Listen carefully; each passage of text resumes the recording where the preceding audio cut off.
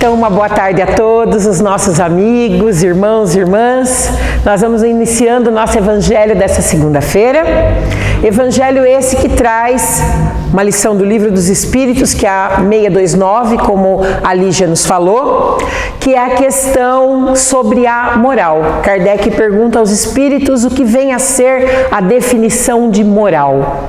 E os espíritos respondem a Kardec que moral é o conjunto das regras do bem viver. E o bem viver, segundo os próprios espíritos colocam ali mesmo na questão para Kardec, só é possível quando há interesse no bem comum. Porque não há como viver numa sociedade bem se não for pensando coletivamente. O pensar individual é um instinto nosso. Nós temos esse instinto do pensamento individualizado. Instinto esse que a gente traz lá dos nossos estágios inferiores de animalidade.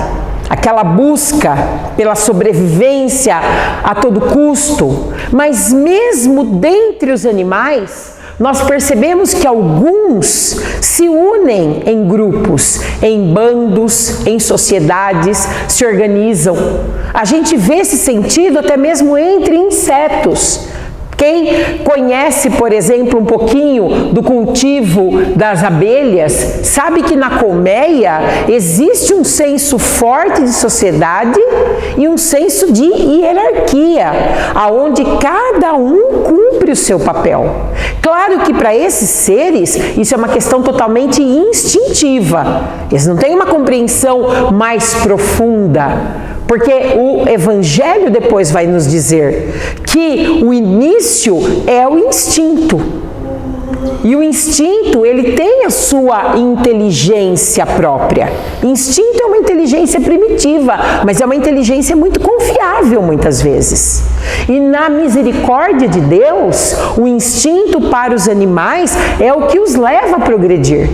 Então nós vemos esse instinto de viver em grupo, de viver em sociedade, de dividir tarefas, de uns cuidarem dos outros, caçarem juntos, fazerem a proteção do bando. Em alguns animais, até mesmo de todos criarem os filhotes, todos cuidarem dos filhotes. Entre os elefantes, por exemplo, é assim. O filhotinho nasce e todas as fêmeas do bando cuidam desse filhote como se fosse filho dela. Dá até uma lição pra gente, né? Porque a gente evoluiu do instinto para os sentimentos, mas antes da gente desenvolver os sentimentos, a gente tem sensações. E muitas vezes as nossas racionalizações mentais fazem com que a gente tenha no nosso instinto uma noção mais apurada, mas a gente ainda não abandonou aquele egoísmo essencial. Então veja, no nosso caso, de nós seres humanos, né, a gente é, nesse aspecto em particular, inferior a alguns animais. Porque a gente entretém com a nossa inteligência o egoísmo da gente, o orgulho da gente. Quando a gente começa a se perceber, né, quando a gente atinge o estágio hominal, que a gente começa a se perceber como individualidade, a gente começa a criar aquele o quê? Aquele personalismo. Eu me reconheço, eu sou alguém. E como esse alguém que eu sou, começo a me dar um valor acima dos outros. Eu começo a querer para mim mais do que todo mundo tem direito. O nome disso é egoísmo. E começo a achar que eu tenho mais valor que os outros. O nome disso é orgulho. E o orgulho e o egoísmo, eles são justamente contrários à lei de Deus. Contrários à lei do amor, ou pelo menos são contrários à medida que a gente evolui. Eles têm o seu papel lá atrás, como a gente falou, mas à medida que a gente evolui, que a gente chega no estágio nominal, ele passa a ser contrário à lei de Deus, contrário à lei do amor, portanto, contrário à moralidade. É muito interessante que tem uma história muito bonita, que é a história do bispo anglicano Desmond Tutu. o Desmond Tutu, ele era bispo lá na África do Sul, na época do Apartheid. Todo mundo deve conhecer, né, essa mancha na nossa história humana, que foi o Apartheid na África do Sul, onde um governo branco e elitista separava o povo em brancos e pretos, e os pretos não tinham direitos, tinham que viver em determinadas regiões e não podiam cruzar a cidade, não tinham várias das comodidades que a população branca tinha, e era uma situação muito difícil. E o bispo Desmond Tutu, que era um bispo anglicano e que era preto, ele fazia, né, reuniões pacíficas, ele fazia discursos pacifistas contra o Apartheid, em prol da união do povo da África do Sul. E numa dessas reuniões, ele reúne milhares de pessoas numa praça. E vieram os soldados do governo achando que esse povo ia fazer baderna, e cercaram, armados até os dentes, cercaram a praça. E o bispo Desmond Tutu começa o seu discurso dizendo: meus irmãos, vocês que vieram, soldados armados, fiquem tranquilos. Essa é uma reunião pacífica. Quem aqui estiver com pensamento de violência, pode se retirar. Que nós vamos ter um encontro pacifista. Mas uma coisa eu vou dizer a vocês, ele disse para os soldados. Eu vou dizer a vocês, o governo de vocês já caiu. E aí os soldados ficam, o quê? Né? Falei assim, já caiu. Sabe por quê? Porque o universo é moral. O universo é moral. E o governo de vocês, por ser um governo separatista, é imoral. Então o governo de vocês é questão de tempo, já caiu. A reunião termina pacificamente e o fato é que poucos meses depois, o governo do Apartheid na África do Sul realmente caiu. Nelson Mandela, que era um representante do povo pacifista, do povo negro da África do Sul, vai ao poder, é eleito presidente, realmente o Apartheid terminou. Então, o que Desmond Tutu fala? O universo é moral, porque o universo é de Deus. E o que é de Deus nunca está a favor do mal. O que é de Deus está a favor do bem. E o bem só é bem de verdade quando ele é um bem geral. Quando ele olha por todos. Quando ele dá a cada um segundo as suas necessidades. Porque quando você fala em igualdade, essa palavra ela não está correta. A palavra certa é equidade. O que é equidade? É você dar não a mesma coisa para todos, mas a cada um segundo as suas necessidades. Porque se eu tiver uma vaga de deficiente ali na frente, essa vaga de deficiente, ela é um privilégio? Não, ela não é um privilégio.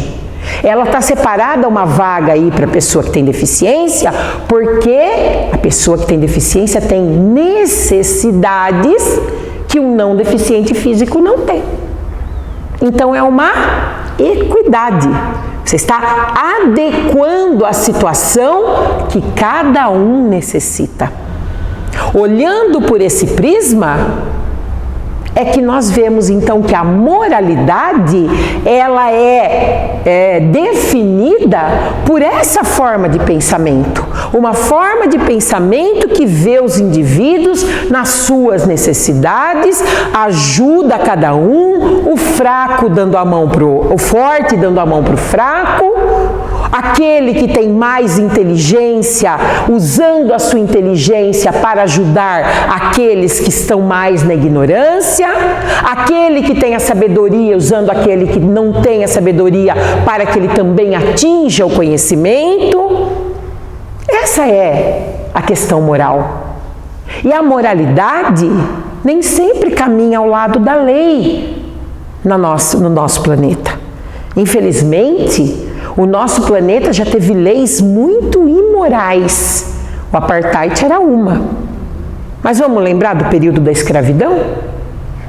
Vamos pensar em todos esses momentos da humanidade aonde era legal no sentido de lei, né? Era legalizado determinadas condutas completamente imorais. Mas graças a Deus a gente está avançando.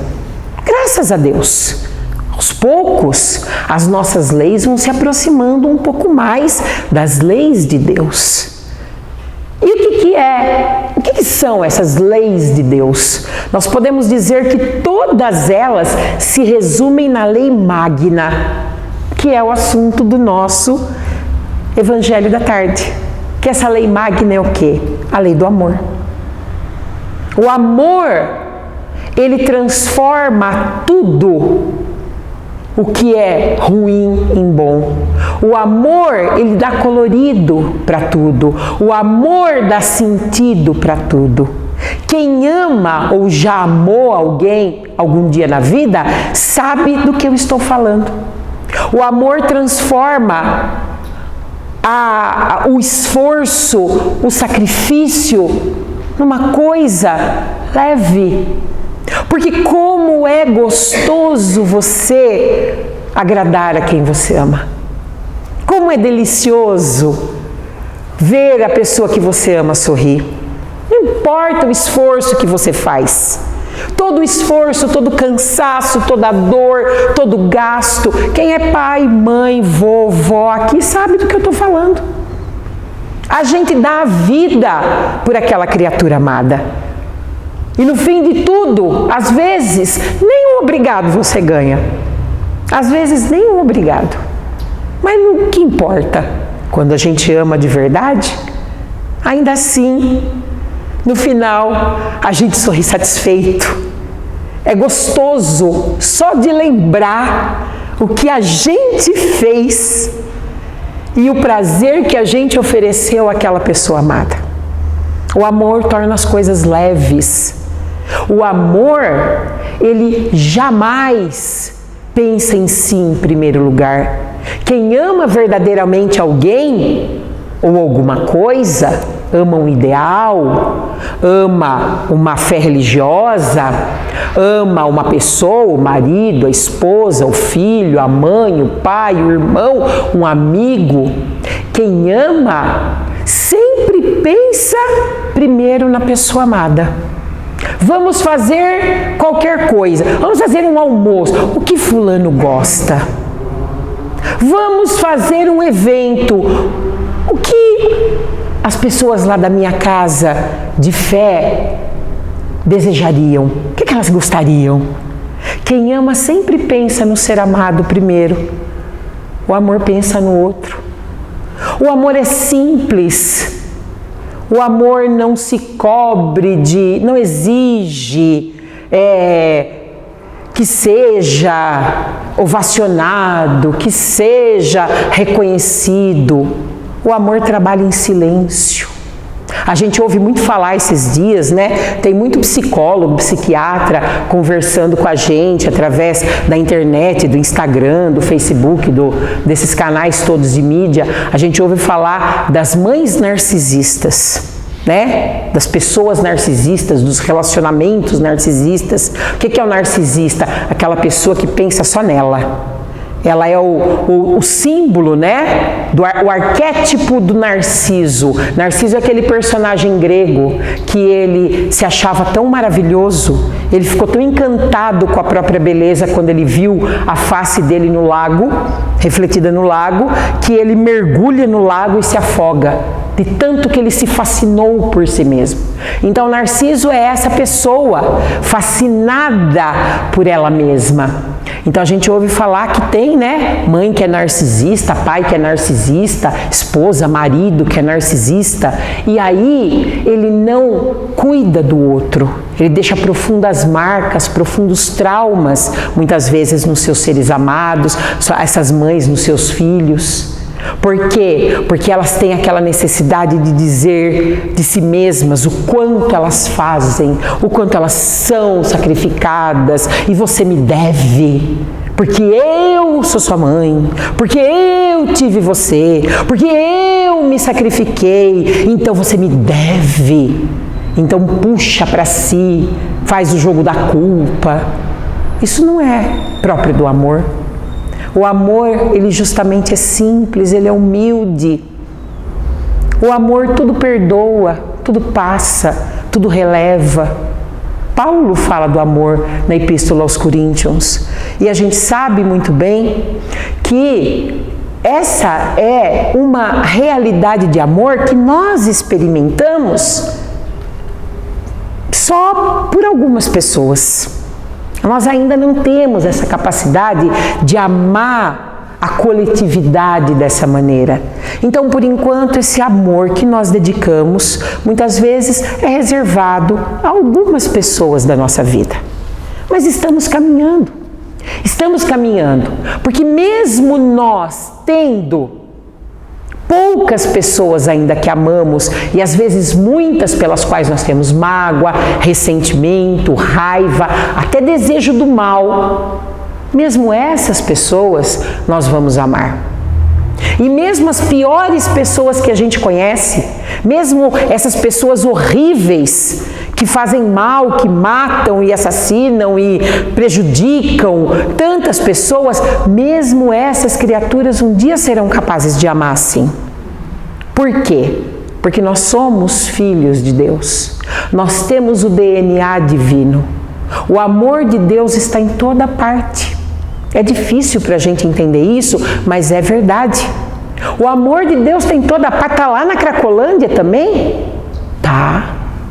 E talvez mais lá do que aqui. Porque é aquela ideia, né? A cada um conforme a sua necessidade. Talvez nesse momento, aquele irmão que está lá necessita mais do que a gente que está aqui nesse momento. Então talvez o amor de Deus esteja mais lá. Mas então por que é tão horrível? Por que aquelas guerras? Deus está olhando por aquelas crianças lá em Gaza daquele jeito? Deus está olhando por aquelas guerras na África inteira que a mídia não fala, mas quantos países ali em guerras, aquelas pessoas naquela situação? Ele está. Mas muitas vezes o amor também precisa permitir que o ser amado cresça. E aí, segundo o Evangelho da Tarde, depois da palavra amor, a segunda palavra que o dicionário divino nos ensina e que caminha trabalhando para o amor é a palavra reencarnação. Está lá no nosso Evangelho da Tarde.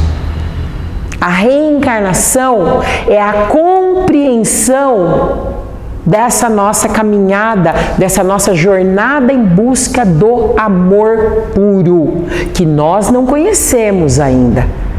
Como nós dissemos, nosso amor não é puro, porque a gente não consegue amar todo mundo igual. Nosso amor é cheio de egoísmo, porque eu consigo amar o meu filho, o meu irmão, a minha mãe. São as pessoas que eu consigo amar.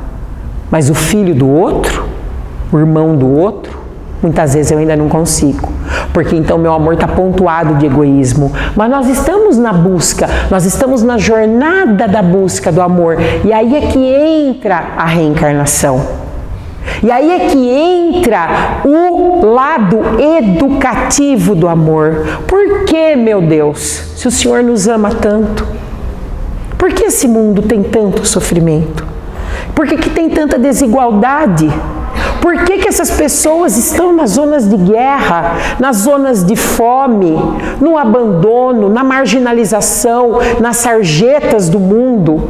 Por que, meu Senhor?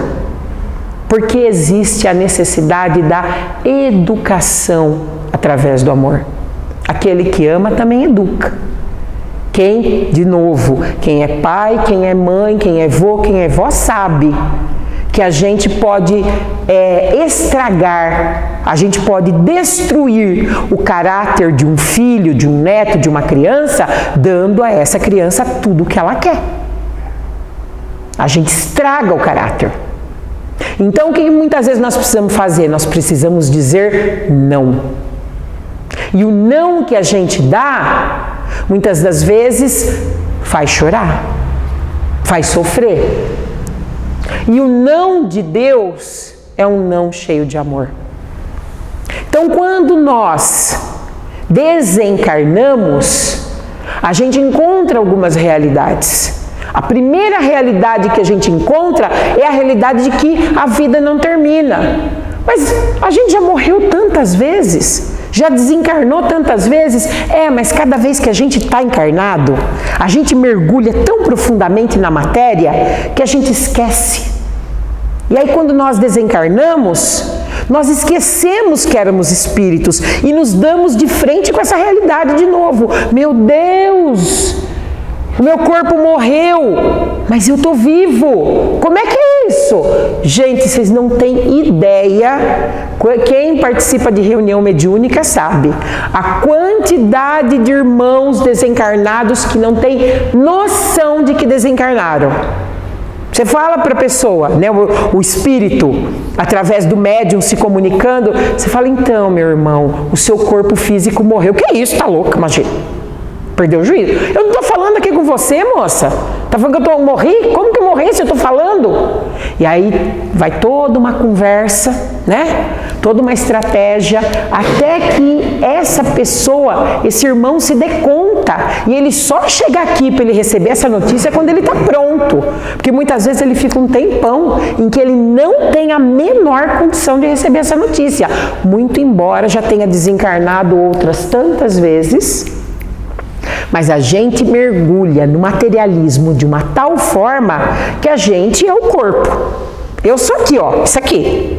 Eu acho que é isso que eu sou. O meu corpo físico, a minha identidade, meu CPF, dessa vida, né? E eu penso que é isso mesmo. E aí eu dou de frente com essa realidade. Sou um espírito e sou imortal. Não morro. Meu corpo morre. Meu CPF desaparece, meu RG perde a validade, meu sobrenome, que importa? As propriedades, nenhuma é minha mais. Bastou a gente descer no túmulo e já estão dividindo as nossas coisas. Como brinca, né? Eu acho muito divertido o Haroldo Dutra Dias, ele fala que um amigo dele dizia assim para ele, meu grande medo de morrer é um só. Que a minha mulher venda o meu Jeep pelo preço que eu falei para ela que eu comprei. Meu único medo. Isso é verdade, né, gente? A gente se apega nas nossas coisinhas, nossos negocinhos, e aí a gente desencarna, e no mesmo dia as pessoas estão tirando tudo do lugar. E o que eu punho ali, pega, joga para lá. Ah, meu Deus, que desespero. E aí a gente vai lá e se dá conta. E aí a gente se dá conta também de que a gente não foi bom como a gente acha que a gente foi. Porque a gente achava que nós éramos pessoas de bem baseado na nossa ótica material.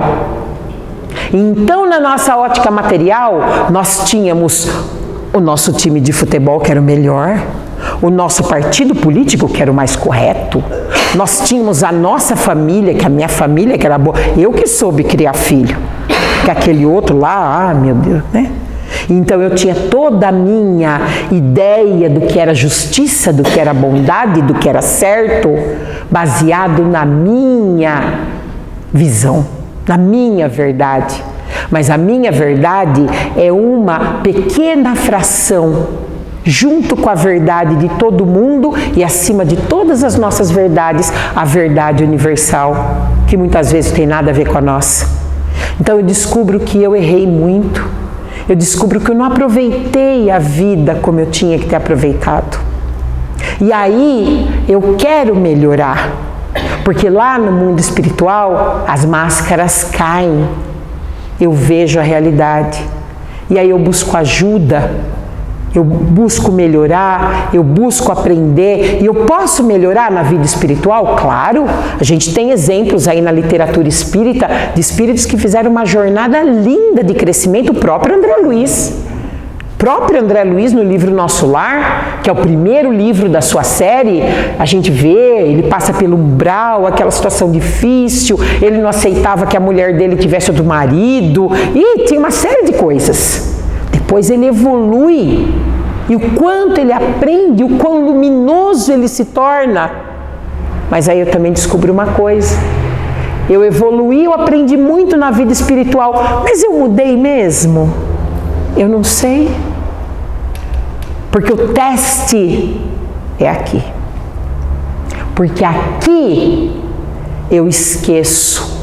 Aqui, quando nós encarnamos, vem o véu do esquecimento. E aí, esquecida das coisas do plano espiritual que eu vi, o que vai falar alto é o que está dentro do meu coração, o que eu realmente consolidei. Então eu percebo que eu preciso reencarnar. E aí eu peço, eu imploro a Deus a oportunidade. Porque eu quero evoluir, mas eu só posso evoluir se eu aprender a amar. E eu só posso amar se eu mostrar o quanto eu realmente modifiquei certas posições, o quanto eu sou capaz agora de perdoar, o quanto eu sou capaz agora de olhar mais pelos outros, não só por mim mesma, o quanto eu sou capaz de conviver com aquela pessoa difícil e ajudá-la. Só assim eu preciso reencarnar, mas reencarnar não é simples. Essa é uma outra coisa que a gente descobre. Muita coisa precisa se combinar para que nós possamos estar aqui. Muita coisa. Porque tem uma coisa que todo mundo tem, que Deus nos deu, e nem Ele, que é Deus, interfere nisso que Ele nos deu. Chama-se livre-arbítrio. Então, aquele espírito que combinou lá no plano espiritual, que seria meu pai, e aquele espírito que combinou lá no plano espiritual, que seria minha mãe, eles vêm antes de mim, eles têm que vir antes de mim. E eles podem desistir de serem meus pais? Podem. Podem. É livre-arbítrio. E se eles recuarem da tarefa? E se eles recuarem da missão? E se eles não quiserem? E se eles não quiserem se encontrar? Eles podem. Então tem muita coisa que tem que se organizar. E aí é que a gente vê, que a gente volta lá na lição do Livro dos Espíritos. Só há bem verdadeiro quando é contemplado o bem comum.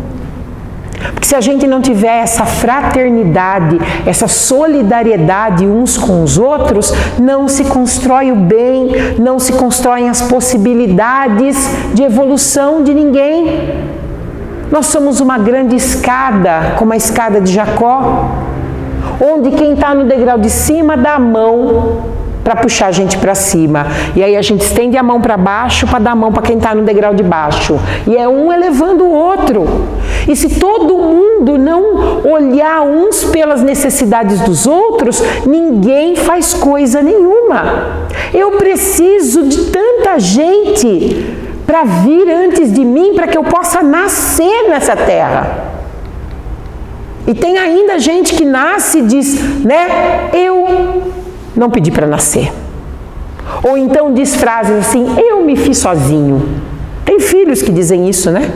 Pessoas poderosas, gente que já atingiu determinado grau de poder, principalmente poder financeiro, que diz esse tipo de frase, eu me fiz sozinho, não precisei de ninguém. Meu Deus do céu, que loucura, que loucura. Nós precisamos uns dos outros o tempo inteiro.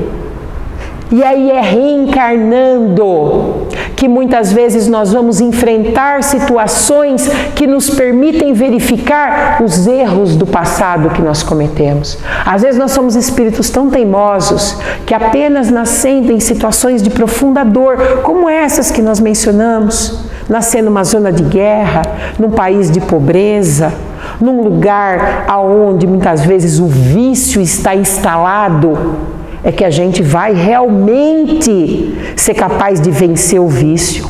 Realmente ser capaz de ser um pacifista, porque um pacifista só se faz onde tem guerra.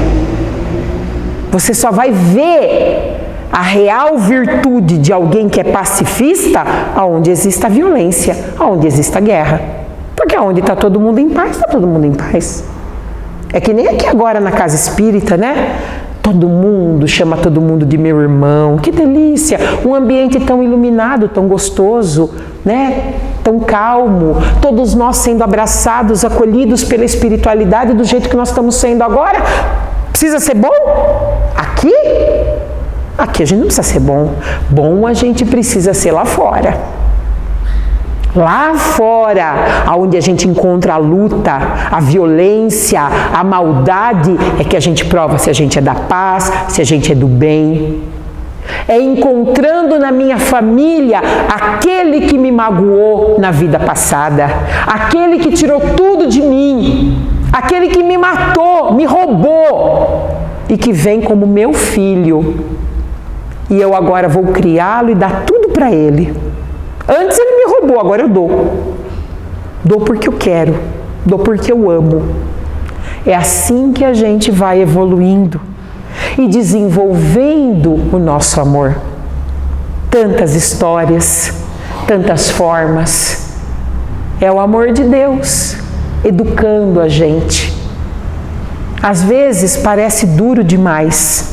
Mas isso é porque a gente esquece que essa vida é só uma experiência. Aliás, essa existência é só uma experiência dentro das muitas experiências que formam a nossa vida.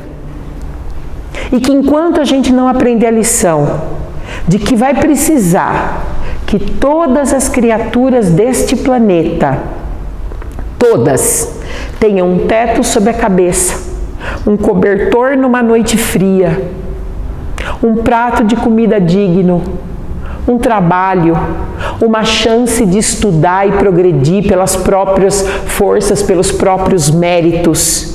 Enquanto no planeta Terra todos os corações não estiverem aptos a perdoar, todas as pessoas possam se ver como irmãos, sem nenhum tipo de preconceito tolo, idiota que nós criamos.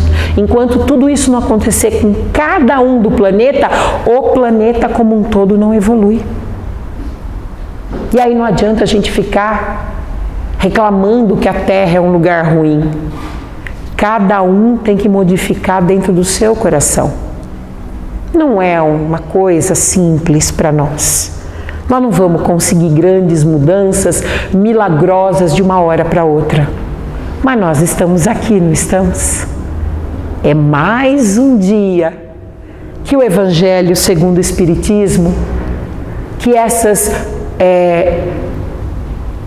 luzes vindas do plano espiritual, através dos missionários daquele que nos amou tanto, que desceu lá dos mundos celestiais, para vir aqui nascer numa manjedoura, para ensinar para a gente o que era o amor. Mais um dia, ele se coloca à nossa disposição. Mais um dia, Jesus prova a sua doçura, a sua humildade, o seu amor, nos trazendo aqui para falar essas verdades. Uma hora a gente vai entender. Uma hora a gente vai aprender. Que seja feita a vontade de Jesus, que nós possamos seguir adiante, que nós possamos sofrer menos tempo, agindo com a cabeça e com o coração. Em nome de Jesus, que assim seja. Em bondade, em caridade, vamos lembrar, meus irmãos, tem muita gente por aí sofrendo. Aqui em Jundiaí tem um grupo, chama-se Amigos da Sacolinha. É um dos muitos grupos dedicados à caridade. Nós aceitamos roupas, calçados, alimentos, aceitamos roupa de bebê para enxoval. Quem puder e quiser nos ajudar, é uma das formas da gente compartilhar o amor que Jesus nos ensinou. Obrigada, seu Joaquim, pela lembrança. Uma boa tarde a todos. Muito obrigada.